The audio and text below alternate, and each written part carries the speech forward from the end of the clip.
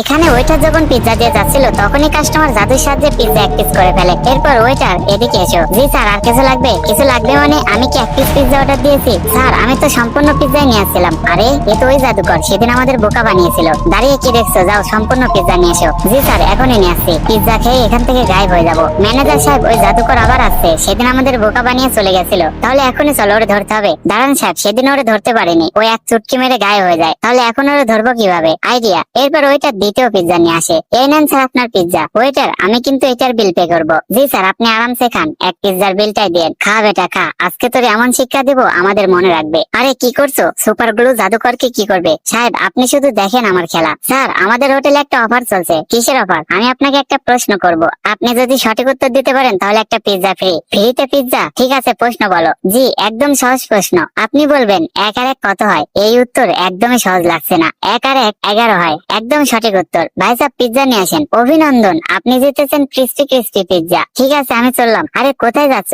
পিৎজার বিলটা তো দিয়ে যা। কিসের বিল? এখন একটা চুটকি দিয়ে গায়েব হয়ে যাব। আরে আরে, আমার হাতের কি হলো? হারাম কর, তোকে সেদিন ধরতে পারিনি, বারবার টাকা দিবি না? চলবে, ওরে 2টা পিৎজা